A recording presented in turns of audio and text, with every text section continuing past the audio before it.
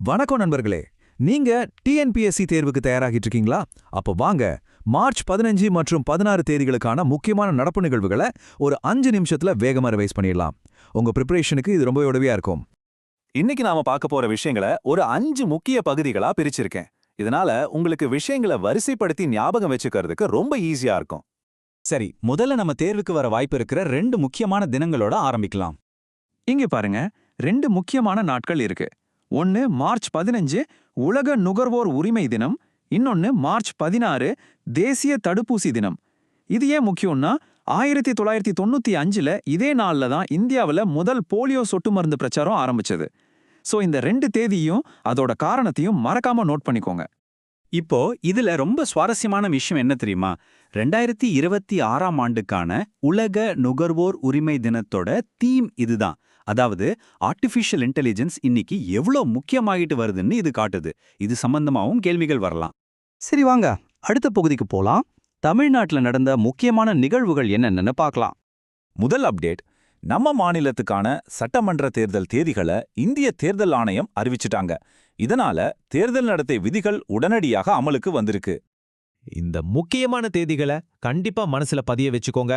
வாக்குப்பதிவு ஏப்ரல் 23ஆம் தேதியும் வாக்கு எண்ணிக்கை மே 4ஆம் தேதியும் நடக்குது. அடுத்து, தமிழ்நாட்டோட மின்சார உற்பத்தியில ஒரு பெரிய மைல்கல். தூத்துக்குடி மாவட்டத்துல உடன்குடி சூப்பர் கிரிட்டிக்கல் அனல் மின் நிலையத்தோட முதல் யூனிட் திறந்திருக்காங்க. இந்த சூப்பர் கிரிட்டிக்கல் டெக்னாலஜியோட ஸ்பெஷாலிட்டியே குறைஞ்ச நிலக்கரியை வச்சு அதிக மின்சாரம் தயாரிக்க முடியுங்கிறது தான். ஸோ இதுல நீங்க ஞாபகம் வச்சுக்க வேண்டிய முக்கியமான விஷயம் இந்த நம்பர் தான். இந்த முழு திட்டத்தோட மொத்த செலவு 13,077 கோடி ரூபாய். அடுத்ததா, நம்ம தென் தமிழ்நாட்டுக்கு ஒரு நல்ல செய்தி. மதுரை விமான நிலையத்துக்கு சர்வதேச அந்தஸ்து கிடைச்சிருக்கு. மத்திய சிவில் விமான போக்குவரத்து அமைச்சகம் இதை அதிகாரப்பூர்வமா அறிவிச்சிருக்காங்க.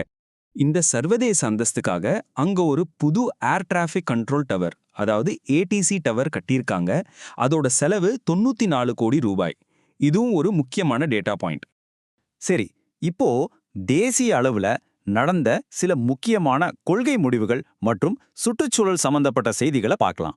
இதிலிருந்தும் உங்க தேர்வுல கேள்விகள் வரலாம். முதல்ல நம்ம பார்க்கறது சுஜல் கிராம ஐடி. இது எதுக்குன்னா, கிராமங்கள்ல இருக்கிற குடிநீர் விநியோக கட்டமைப்பை டிஜிட்டல் முறையில கண்காணிக்கிறதுக்காக. ரொம்ப முக்கியமா, இது எந்த திட்டத்துக்கு கீழே வருதுன்னு பாருங்க, ஜல் ஜீவன் திட்டம். அடுத்து, சுற்றுச்சூழல் பாதுகாப்பு சம்பந்தமா உச்சநீதிமன்றம் ஒரு முக்கியமான உத்தரவு போட்டிருக்காங்க. தேசிய சம்பல் சரணாலயத்துல சட்டவிரோதமா மணல் அள்ளுறதுக்கு முழுமையா தடை விதிச்சிருக்காங்க. இந்த சம்பல் சரணாலயம் ஏன் இவ்வளோ முக்கியம்னு தெரியுமா?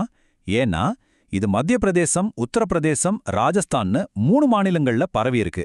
அது மட்டும் இல்லாம அழிந்து போற நிலையில இருக்கிற கரியால் முதலைகள் மற்றும் கங்கை நதி டால்பின்களுக்கு இது ஒரு முக்கியமான வாழ்விடம். வாங்க, இப்போ அறிவியல் மற்றும் வரலாற்றுத்துறையில நடந்த சில இன்ட்ரெஸ்டிங்கான கண்டுபிடிப்புகளை பத்தி பார்க்கலாம்.